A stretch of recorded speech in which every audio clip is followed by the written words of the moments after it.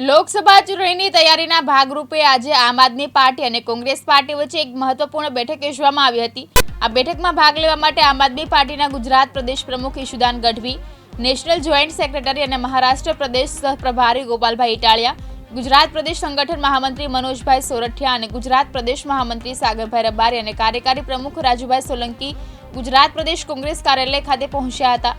આ દરમિયાન ગુજરાત પ્રદેશ કોંગ્રેસ પ્રમુખ શક્તિસિંહ ગોહિલ દ્વારા આમ આદમી પાર્ટીના નેતાઓનું અભિવાદન કરવામાં આવ્યું હતું।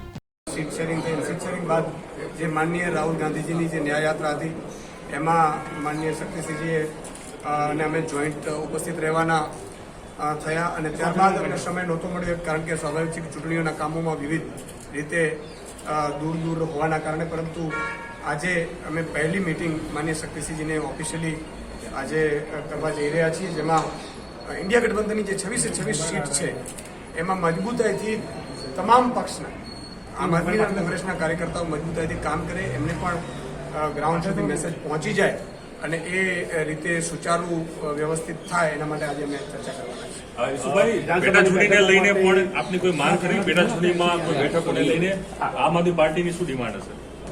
અમે હજી ચર્ચા કરીશું।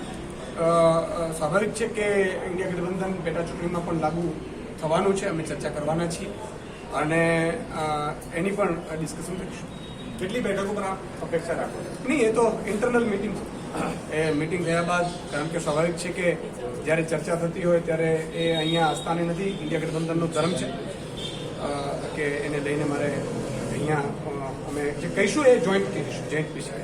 લોકસભાની 2 બેઠકો તમારી પાસે છે, 24 બેઠકો એમની પાસે છે, કયા પ્રકારની રણનીતિ છે આમ આદમી પાર્ટીના કાર્યકરોને? કારણ કે આજે જે કેટલાક કાર્યકરો તમારે સસ્પેન્ડ કરવો પડે ને બિલકુલ, જો કાર્યકર્તાઓ છે હંમેશા પાર્ટી ડિસિપ્લિનથી ચાલતી હોય છે અને ચૂંટણી આવે એટલે સ્વાભાવિક છે કે બધાને લડવાની ઈચ્છા પણ હોય છે, પરંતુ એક શીર્ષ નેતૃત્વના આદેશના પગલે, ઇન્ડિયા ગઠબંધનના આદેશના પગલે અમને જે પણ મળી 2 સીટ મળી છે, એમાં 2 સીટ અને 24 ઉપર અમારા એક કાર્યકર્તા છે મજબૂતાઈથી કોંગ્રેસની સાથે પણ રહેશે।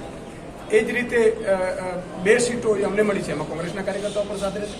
અમારો ઉદ્દેશ્ય છે લોકશાહી બચાવવી, કારણ કે સ્વાભાવિક છે કે અત્યારે લોકતંત્રની હત્યા જ્યારે ખુલ્લેઆમ થઈ રહી હોય, ચંદીગઢમાં પણ આપણે જોયું હશે કે માત્ર 36 વોટમાં પણ જો ધાંધલી કરતા હોય, સુપ્રીમ કોર્ટ સુધી જો મેયર ડિક્લેર કરતું હોય, તો આ ભાજપ 90 કરોડમાં શું કરશે મતદારોમાં? અને એટલા માટે અમારે દેશ બચાવવા માટે એક થવું પડ્યું છે અને અમે મજબૂતાઈથી 26 સીટ ઉપર લડીશું। વિસાવદરની બેઠકની જાહેરાત નથી થઈ, જ્યાં આમ આદમી પાર્ટી જીતી હતી, ત્યારબાદ આપનો જે વ્યક્તિ છે પક્ષ બદલે છે, હવે એ બેઠક ઉપર ચૂંટણી જાહેર નથી કરવામાં આવી વિસાવદર। બિલકુલ, મને પણ આશ્ચર્ય છે, હું પણ પીસી જોતો હતો અને સ્વાભાવિક છે કે આખા દેશની જે પેટા ચૂંટણીઓ હતી વિધાનસભાની, એમની જાહેરાત થઈ। વિસાવદર ગુજરાતમાં પહેલી સીટ હતી જે રાજીનામું આપ્યું અને અમે તૈયારી પણ ખૂબ મજબૂતાઈથી કરતા હતા, પરંતુ ખબર નહીં એ તો સરચૂક હશે કે શું છે, પણ અમે ચૂંટણી પછી રજૂઆત કરવાના છે। અવકાશ બારોટ, દિવ્યાંગ ન્યૂઝ, ગાંધીનગર।